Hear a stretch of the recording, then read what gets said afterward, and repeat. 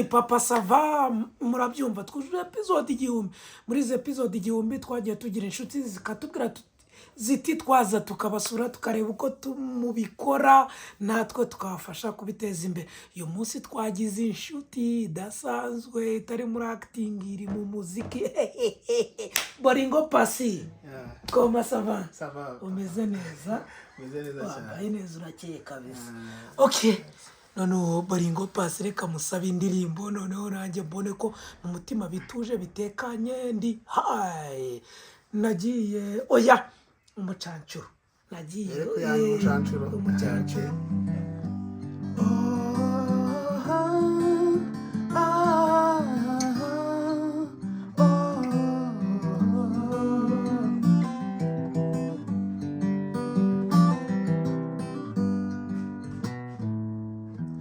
nakuze numva inkuru ngo hari umugabo witiraga yasaga nk'umuntu mushya mu cyaro cy'iwacu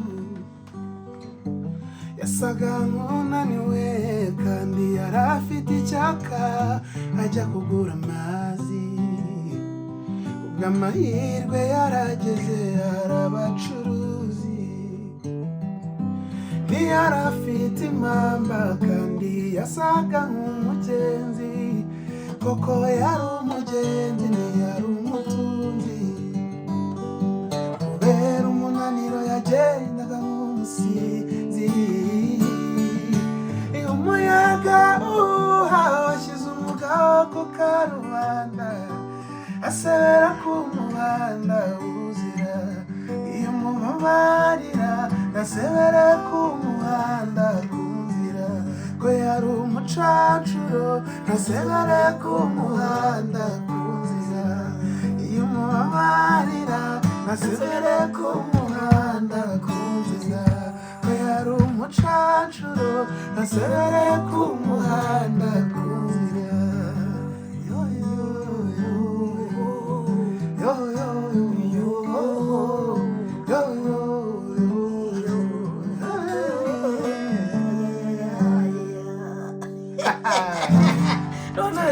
agiye urugamba agiye urugamba rushyushye agatondo mukeje muri nziza François wariya zanuza za Kayonza gutyo ariko naramubuze namushatse ndamubura rwose nawe ni video bazatuganiriza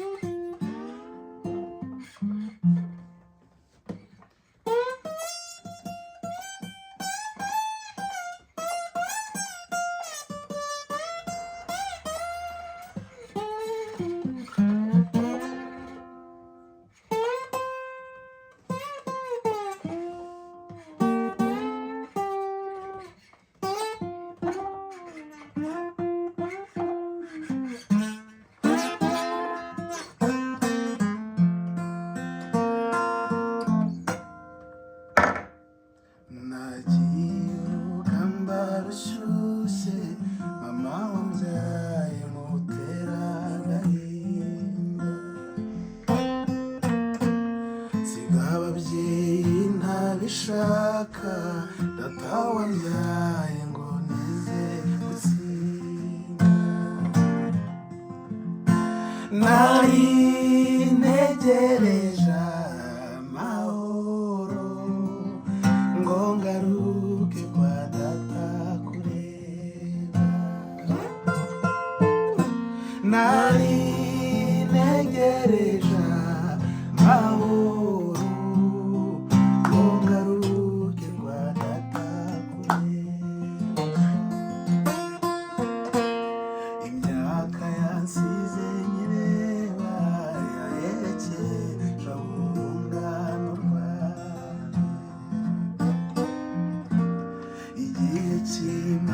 amatsiko y'amaraso wazanyeza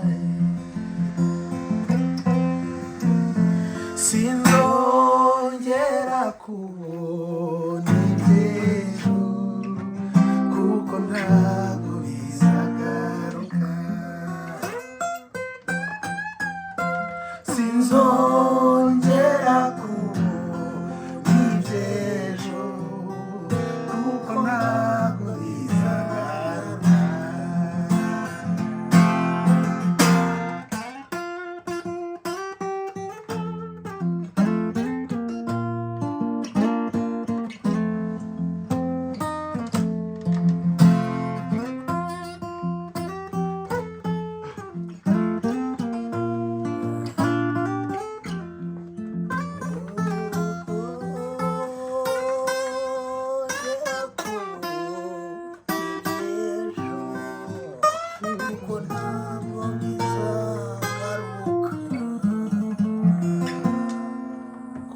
ntaho bizagaruka.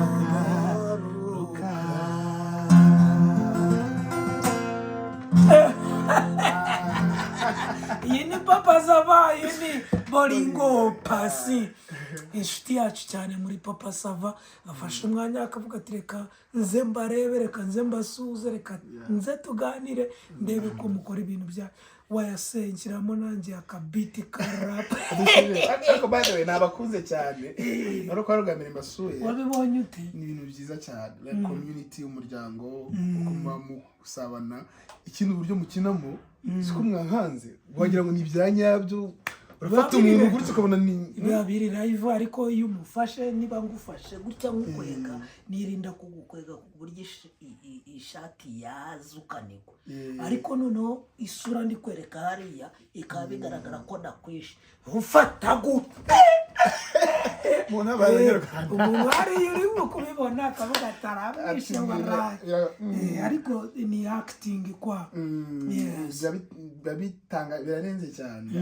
umuntu yabyumva neza ageza abajya badusura mu minsi iza tuzakora icyitwa meet and challenge, aho tuzaba dushaka abakinnyi bashyashya.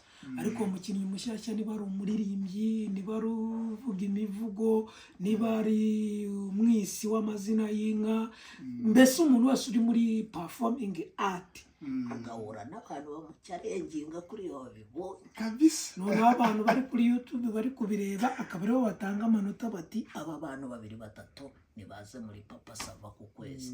niko tugiye kujya tubikora, nabyo kuvuga ngo wambwiriye ngo papa sava ngo ko muri inshuti ko nyikuki nayo ngo akashyiramo let me and challenge. You challenge as we challenge you. Yes. Mubitira amakarapu nanjye nivugira ikivugo cyane. Kagiye kaka.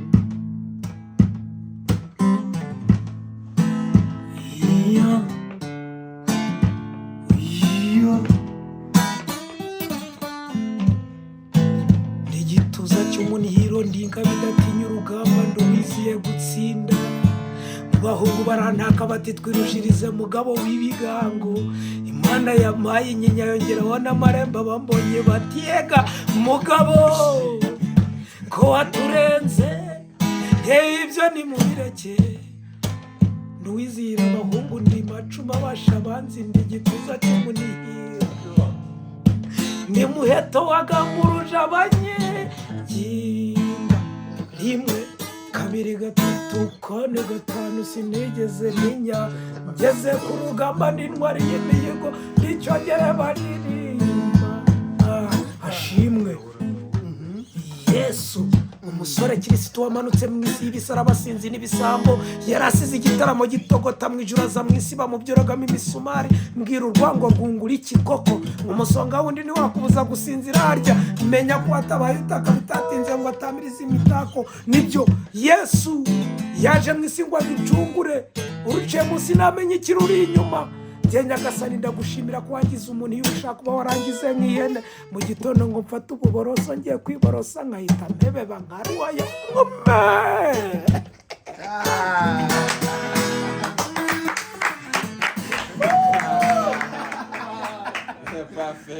aho dukeye indirimbo ya hip hop kabisa. Yose sigari iyo ni yambere ufite kwishyira hanze abantu banyarwanda bakubukunda. irahari ashimwe. iyo ni imwe yitwa iri kuri YouTube se? ashimwe iriho mu nasigaye se? o shyiraho umuntu o a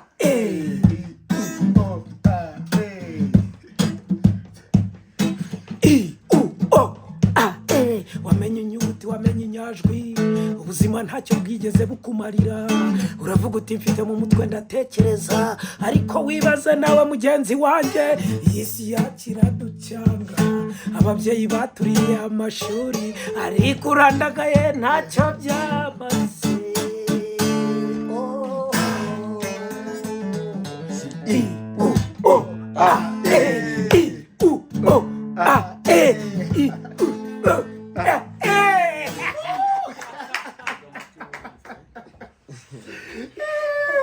indirimbo yitwa IOAA. urayumva ariko akabana yitwa inyajwi abanyarwanda bayacika ntabwo twabigize umwuga ariko tuzabikora. Okay, namwe muraza kutubwira uko ibintu bimeze byose. Bolingo aze muri Papa Sava cyangwa no? Agomba kuzamo. Agomba kuzamo. Munshire wite. Bolingo agomba kuza mu byemera utabyemera. Bolingo agomba kuza muri Papa Sava asanzwemo kuko ari umufana w'Imena. Bye. Ariko nabwira abantu bagiye kureba ibintu bye. Atubwira. Okay. Bolingo agomba kuzamo kuko n'umufana w'Imena. Bolingo bwira abantu bagusanga he, ibihangano ufite ni ibihe, nyine babwire tu. Kuri social platforms wansanga kuri Instagram, Spotify, mfite website yitwa Bolingo Pasi, wasanga indirimbo zanjye, ibitaramo byanjye, ibintu byose. Hanyuma mushaka ko twagirana appointment nk'umuproducer, nk'umunyamuziki, nk'umuririmbyi, nk'umucoach, yanyandikira kuri email pasibolingo. Hanyuma tukana appointment nkorera Kicukiro, niho mfite icyicaro studio na team yanjye ntibikorera. Murakoze cyane. Mwabyumvise. Bolingo Pasi email nuko nyine pasibolingo email pasibolingo gmail.com apo cyangwa kuri Instagram kandi cyangwa ukajya kuri YouTube. Kuri YouTube hariho album yanjye yitwa Umucancuro na live version ya concert zanjye zitwa Soul Africa, ubongeze kuri edition ya gatatu maze iminsi nzisohorero bagira videos in live bagende barebe niba bikunda. Nje narazirebye by the way zose live uko wazikoraga byose narabirebye kandi byarandyoye. Mugereyo. Iyi nayo ni Papa Sava, twebwe twujuje episode 1000 cyo dukeneye kanda subscribe vuba nga mu kwa 10 nujuje imyaka 30 mu buhanzi tuzabe dufite miliyoni y'abasubscribers. Tuzuzuza imyaka 30 mu buhanzi mu kwa 10 2025. So Bolingo nakaririmbo yaduhimbira ka Papa Sava. Ngiye ndakureka mbugire. Oya nona. Akakanyaze uya weshyira mu Papa Sava ariko bakunzi ngiye kwimproviser ariko ubutanye nta kibazo wevuga uti Papa Sava inshuti zanjye Papa Sava inshuti y'abatona bakuru irebere Papa Sava. Yeah, man. Irebere Papa Sava urihe ariko bano iyo muvuze ngo ngwikina singira umuntu umva ngo waje wande yavuze ngo singira numva ngo ngwe ni singira umuntu umva ngo ngwe mu Rwanda we are rich.